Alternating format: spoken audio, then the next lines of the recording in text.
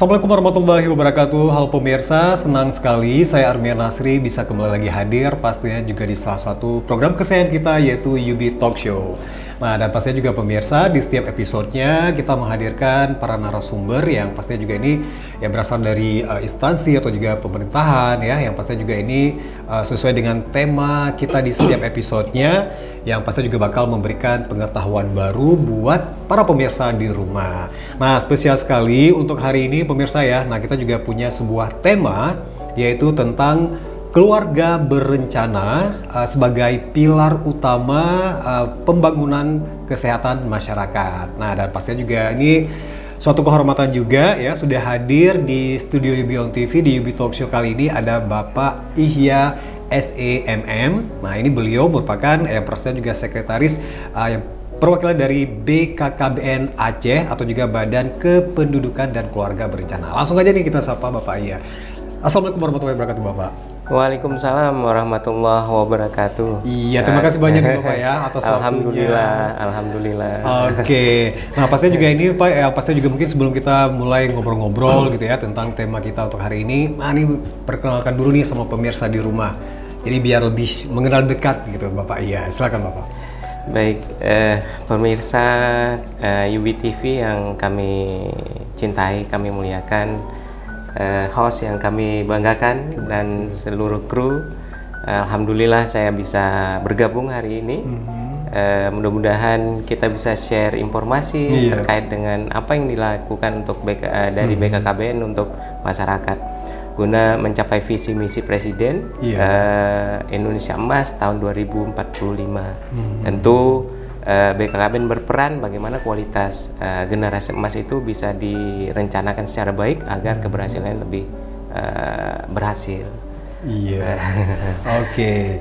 Nah, dan pastinya juga ini yang seperti kita tahu, seperti Bapak ya sampaikan tadi Pak ya, jadi salah satu goal dari Indonesia, dari negara kita ya, Republik Indonesia itu menuju Indonesia Emas di tahun 2045 nantinya. Nah, pastinya itu juga membutuhkan sinergi dan juga kerjasama dari semua pihak Bapak ya. Nah, pastinya juga masyarakat dengan instansi-instansi terkait atau juga semua stakeholder di pemerintahan. Nah, dan pastinya juga untuk kali ini dari BKKBN sendiri ini Bapak ya, nah pasti juga ini punya visi ya dan juga strategi tersendiri gitu ya sesuai dengan tupoksinya ya dalam menyongsong target masyarakat sehat ini juga untuk 2030 Bapak ya. Betul. Nah, jadi mungkin dari BKKBN sendiri ini punya visi dan strategi khusus apa gitu Pak untuk achieve main goal ini? Siap. BKKBN punya visi. Ini kebetulan BKKBN melakukan metamorfosis ya dari lembaga atau badan menjadi kementerian. Dengan visi hampir-hampir sama, tapi juga punya visi yang lebih besar. Menjadi lembaga yang handal, penduduk tumbuh seimbang dan kualitas penduduk. Nah, tentu visi ini tidak mudah dilakukan tanpa strategi yang tepat. Ada beberapa strategi yang disampaikan oleh Pak Menteri dan ini menjadi target strategis yang kita akan capai di tahun 2025, 2026 sampai 2029, bahkan 2030 gitu ya, seperti itu. Ada namanya Quick Win. Quick Win itu percepatan program yang disinergikan dengan RPJMN 2025-2030. Di antara itu Tamasya, Taman Asuh Sayang Anak. Bagaimana Tamasya itu adalah fokus pada anak-anak yang pada proses tumbuh kembang, mulai dari sejak kehamilan, kemudian persalinan, kemudian baduta dan balita. Ada program Tamasya, Taman Asuh Sayang Anak.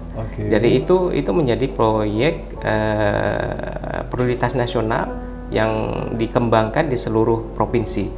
Nah, termasuklah di Aceh di 23 kabupaten kota dengan 290 kecamatan. Yang kedua ada program GATI, Gerakan Ayah Teladan Indonesia. Nah, kita juga membentuk komunitas-komunitas ayah, kemudian kita latih para ayah dengan kurikulum menjadi ayah teladan. Oke. Kemudian dari ayah teladan ini menjadi komunitas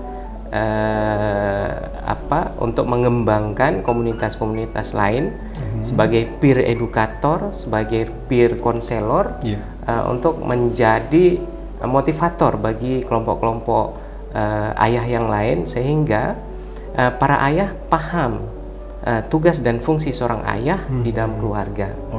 Nah, ini tidak hanya bagi ayah yang sudah berkeluarga, tapi juga bagi calon ayah dari remaja. Artinya kurikulum menjadi seorang ayah itu harus dipelajari sejak dini, bahkan dari sejak bangku kuliah, ketika dia merencanakan kehamilan, merencanakan pernikahan, dan merencanakan kehamilan bagi pasangannya.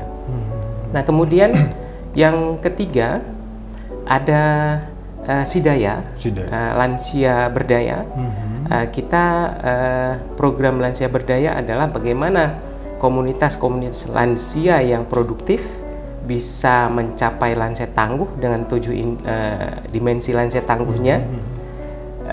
Kemudian bagi keluarganya juga, karena target kita tidak hanya lansia itu, tapi juga bagi keluarga yang mengurus lansia.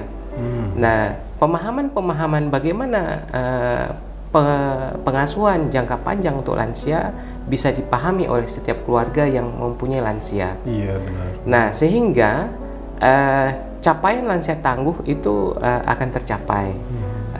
Konon lagi angka lansia untuk di Aceh sudah mencapai 9,8%, sehingga ketika di atas 10% ini menjadi sebuah fenomena dan PR besar. Kita berpikir bagaimana orang tua kita itu yang ada di rumah, yang sudah tidak produktif lagi, bisa terberdayakan secara maksimal. Mereka bahagia dengan kehidupan lansianya, dan ada yang mengurus secara baik di dalam keluarga. Nah, itu yang ketiga. Yang keempat, genting. Genting itu gerakan orang tua asuh peduli stunting. Jadi kita mengajak para donatur, kita mengajak para orang-orang kaya yang punya kelebihan finansial agar berpikir bagaimana angka stunting di Indonesia, terutama di Aceh yang masih 28,6%, ada yang terpedulikan.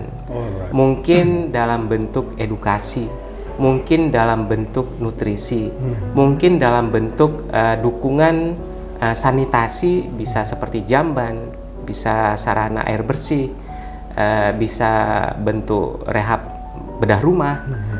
Itu sangat variatif. Kita minta kepada donatur yang punya kelebihan ekonomi bisa berpikir bagaimana stunting ini bisa turun di bawah ambang batas toleransi yang disampaikan oleh WHO yaitu 20%. Nah, harapannya adalah memang benar selama ini telah dilakukan oleh pemerintah untuk percepatan penurunan stunting. Tapi pentahelix ini juga sangat penting. Kepedulian, rasa sosial dari seluruh lapisan masyarakat juga sangat penting untuk percepatan penurunan stunting di Provinsi Aceh dan secara umumnya di Indonesia.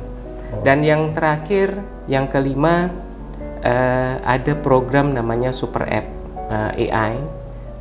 Kita, namun ini masih di tahapan di kementerian, di Kediputian Jatra.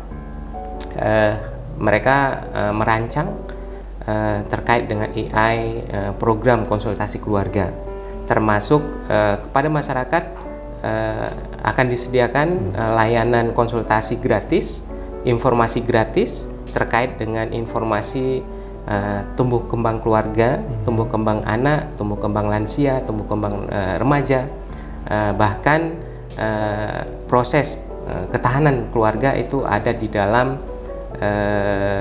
AI, program AI Super App.